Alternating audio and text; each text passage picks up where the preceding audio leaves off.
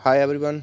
आज के एडिटोरियल में हम डिस्कस करने वाले हैं कि आखिरकार इंडिया कैसे धीरे धीरे क्या कर रहा है, फ्री ट्रेड एग्रीमेंट साइन करता जा रहा है आफ्टर कोविड-19 का जो पीरियड है उसको ख़त्म होने के बाद। क्यों मैं ये बोल रहा हूँ? क्योंकि आपको मालूम होगा इंडिया ने आरसीईपी ज्वाइन नहीं किया था। इस चीज़ को लेकर के उसकी जो चिंताएँ हैं आरसीई में एड्रेस नहीं की जा रही थी। आरसीईपी का जो एग्रीमेंट था उसमें इंडिया की चिंताओं को शामिल नहीं किया गया था और ऐसे रूल्स एंड रेगुलेशन बनाए थे जो इंडिया की चिंताओं को बढ़ा रहे थे, ना कि कम कर रहे थे।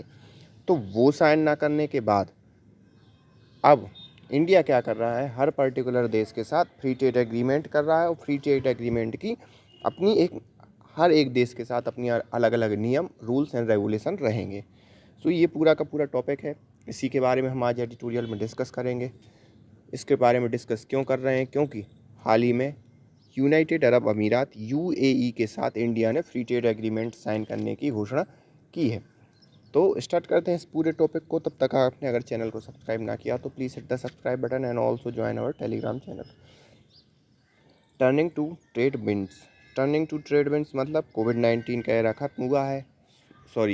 खत्म क्या हुआ है, मतलब ओवरकम हो गया है, वायरस का ज़्यादा खतरा नहीं है। तो अब क्या हो रहा है, इंडिया मूव कर रहा है किसकी तरफ कि भाई व्यापार की तरफ बढ़ें, व्यापार को बढ़ाएं। India has an opportunity to reset trade type with other one accord at a time. तो यहाँ पर इंडिया के पास ये समय है कि फिर से वो ट्रेड टाई अपनी बढ़ाए, चीज़ों को आगे बढ़ाए। Little over 2 years after it turned its back at the last minute on the major multilateral trade agreement it had spent year negotiating, India last week announced the signing of the comprehensive economic partnership agreement with the United Arab Emirates। तो लगभग मतलब 2 साल पहले जब India ने पीठ थपथपाई थी कि भैया वो यूएई के साथ फ्री ट्रेड एग्रीमेंट साइन कर रहा है, और उस लास्ट मिनट के बाद लगभग 2 साल लग गए इन सब चीज़ों को आगे बढ़ने के लिए, और फाइनली पूरा नेगोशिएशन जो भी बातचीत थी वो ख़त्म हुई और वर्तमान में यूनाइटेड अरब अमीरात के साथ इंडिया ने अपना फ्री ट्रेड एग्रीमेंट साइन कर लिया है। The free trade fact is a tactic acknowledgement that India need to strengthen its trade tie with existing partners while lowering tariff wall and obtaining more favorable access for its export in order to boost trade and economic output। अब इस प्रकार के free trade agreement का मतलब क्या है? सीधा सा मतलब है कि इंडिया ये बताना चाहता है वर्ल्ड को, या जो भी उसके ट्रेड पार्टनर हैं, प्रमुख ट्रेड पार्टनर हैं, उनके लिए कि भैया हम बिल्कुल रेडी हैं अपने फ्री ट्रेड एग्रीमेंट को साइन करने के लिए। आप हमारे पास आइए या हमारा जो प्रपोजल है उसे स्वीकार कीजिए और हम रेडी हैं इस बात को आगे बढ़ाने के लिए। लोअरिंग टैरिफ, और इसके लिए हम अपनी टैरिफ को भी कम करेंगे और जो भी फेवरेबल एक्सेस होगा चीज़ों का, रूल्स रेगुलेशन का, वो हम देंगे आपके लिए। तो ये एक पूरा साउंड, या पूरा कहना चाहिए एक हवा फैल गई या एक माहौल बन गया इंडिया के पक्ष में इस ट्रेड डील के साथ कि भाई इंडिया रेडी है फ्री ट्रेड एग्रीमेंट के साथ। क्यों? क्योंकि आरसीईपी में आपने देखा होगा, जैसे ही आरसीईपी साइन नहीं किया इंडिया ने, तो एक कुछ मायनों में इंडिया के लिए ये साइन गया। ये चाइना ने इस प्रकार से चीज़ों को प्रोपेगेंडा फैलाया कि इंडिया फ्री ट्रेड एग्रीमेंट के पक्ष में नहीं है, लेकिन यूएई के साथ ये वाला फ्री ट्रेड एग्रीमेंट साइन होने के साथ ये चीज़ें क्या हुई हैं, नॉर्मल हुई हैं, और ये एक माहौल बना है कि हाँ भाई इंडिया तैयार है इस प्रकार के फ्री ट्रेड एग्रीमेंट साइन करने के लिए। With the covid pandemic having throne into sharp relief the public health and economic vulnerability of the increasingly interconnected world. तो यहाँ पर जैसे कोविड-19 ने पूरे के पूरे वर्ल्ड को कहाँ ढकेल दिया? एक तो आर्थिक वल्नरेबिलिटी, मतलब आर्थिक अनियमितताओं के बीच में, और साथ ही साथ पब्लिक हेल्थ में भी एक कोविड-19 ने हमें सिखाया कि भाई पब्लिक हेल्थ में आपको कैसे मैनेज करना है, नहीं तो कोई भी वायरस आएगा और आपके लिए दिक्कत पैदा कर देगा। A reflexive urge to turn inward was evident, और उन सब चीज़ों के कारण जो आर्थिक नुकसान हुआ है, जो सब चीज़ें हुई थी, तो ये बात बिल्कुल स्पष्ट थी कि पूरे देश है, इंडिया उसमें शामिल है, इंडिया भी उसमें शामिल है। जब हम पूरे देशों की बात कर रहे हैं, पूरे वर्ल्ड की बात कर रहे हैं, तो ये बिल्कुल एविडेंट था कि लोग क्या होंगे, लौटेंगे आर्थिक मजबूती की तरफ, और फिर से उनकी जो अर्थव्यवस्थाएं हैं वो मजबूत होंगी जैसे कि कोविड-19 से पहले हुआ करती थी। Turn inward was evident in the last 2 years as the nation imposed tight travel and entry restriction and bid to protect the population, जो कि मतलब हर चीज़ वापस होंगी। जैसा कि लोग दूसरे देशों ने क्या कर दिया था, रेस्ट्रिक्शन लगा दिए थे विदेशियों के या फॉरेनर्स के इनकमिंग पर कि ना फॉरेनर्स आए ना यहाँ के लोग फॉरेन जाएं। तो इस प्रकार के जो रेस्ट्रिक्शन लगाए दिए थे उन रेस्ट्रिक्शन को भी लिफ्ट किया जाएगा और वो सब चीज़ें हो रही हैं और उसी प्रकार से आर्थिक चीज़ें भी क्या होंगी, फिर से पटरी पर वापस आएंगी। एंड आयरनिकली विडम्बना क्या है, even as India sought to promote Atmanirbhar self reliance the pandemic also depress domestic consumption demand dragging down overall economic output. तो यहाँ पर इंडिया एक तरफ क्या कर रहा है, आत्मनिर्भर भारत को प्रमोट कर रहा है, लेकिन कोविड-19 के कारण जो डोमेस्टिक कंजप्शन है वो भी कहीं ना कहीं डाउन हुआ है और उसने पूरे के पूरे आर्थिक परिदृश्य को या आर्थिक चीज़ों को या आर्थिक आउटपुट को भी क्या किया है, डाउन किया है, नो डाउट। क्योंकि आपकी जब कंजप्शन नहीं होगा तो नो डाउट डाउन तो होगा ही, और जब डोमेस्टिक कंजम्पशन नहीं है तो आपको क्या करना पड़ेगा, फ्री ट्रेड एग्रीमेंट साइन करने पड़ेंगे जिससे वो कंजप्शन दूसरे देशों में हो पाए। तो ये सब चीज़ें हैं। Export on the other hand have rebound strongly with the growth outpacing even the pre pandemic level. लेकिन अगर हम एक्सपोर्ट की बात करें तो एक्सपोर्ट क्या हुआ है, उल्टी तरफ। जैसे डोमेस्टिक कंजप्शन तो कम हुआ है लेकिन एक्सपोर्ट बढ़ा है भारत का, और इतना ही नहीं बढ़ा, 2019 का जो आंकड़ा था उससे भी ज़्यादा आगे निकल गया है।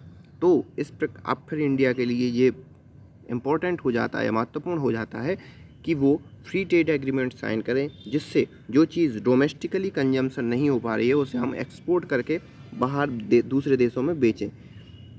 It is in this backdrop that government renew push to negotiate in bilateral free trade agreement is welcome change in tact and signal that India keener to strengthen the trade tie with individual partner countries on the equitable term rather than tie into multilateral pact that do not necessarily address its key concern। तो ये एक पृष्ठभूमि तैयार हो गई है इस प्रकार की चीज़ों की, क्योंकि आपको दिखाई दे, मतलब मैंने पहले ही बताया कि डोमेस्टिक कंजम्पशन कम हो गया है, एक्सपोर्ट बढ़ा है।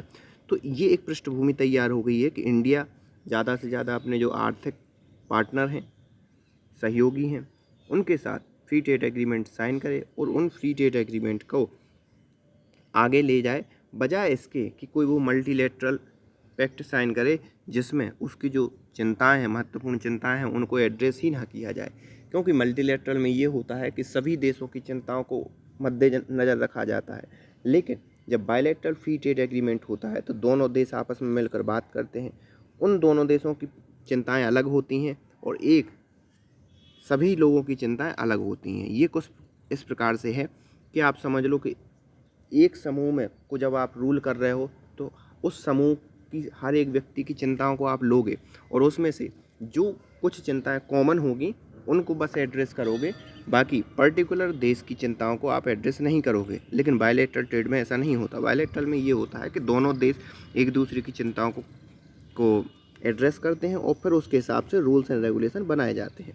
तो इंडिया ने यही कहा कि भैया वो बायलैटरल ट्रेड में जाएगा, ना कि मल्टीलेटरल फ्री ट्रेड एग्रीमेंट में, जैसा कि RCEP था। और RCEP को इंडिया ने इसी कारण से ज्वाइन नहीं किया था।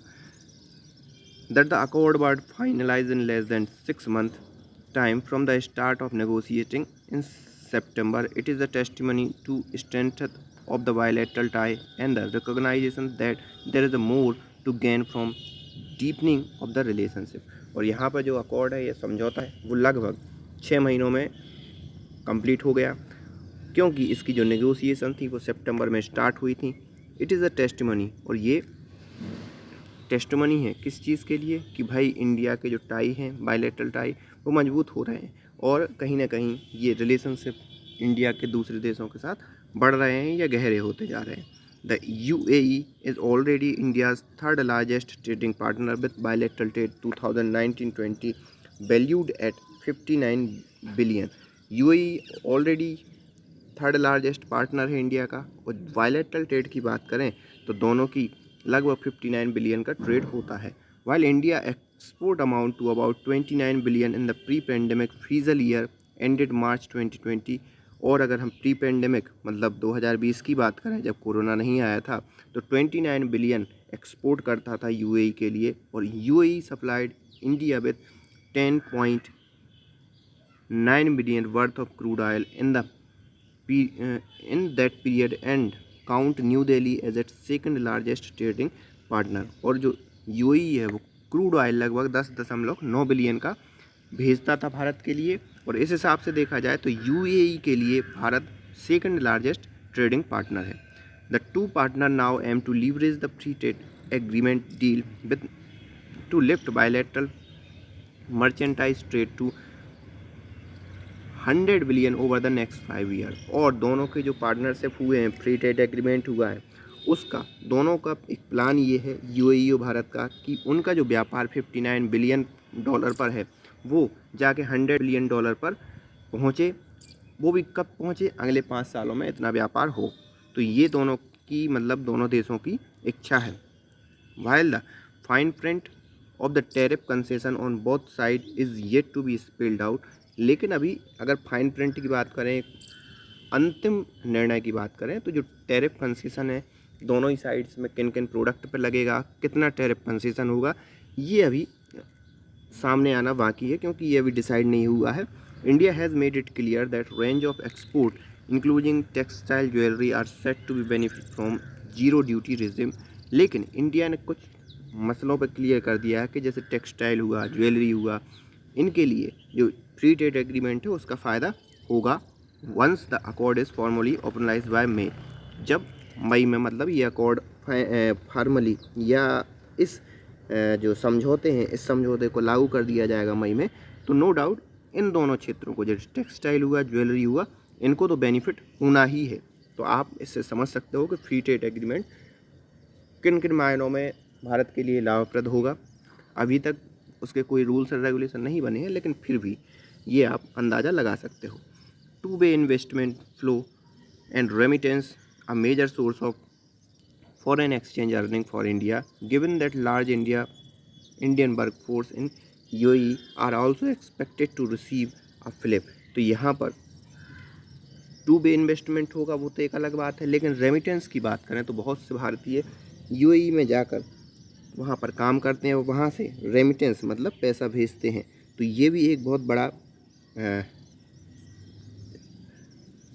महत्वपूर्ण मुद्दा है, और जो कहीं ना कहीं इस फ्री ट्रेड एग्रीमेंट से बहुत प्रभावी होगा या बहुत लाभप्रद होगा। With multiple other FTA in the pipeline, India has fresh opportunity to reset its trade tie with the international community one accord at a time.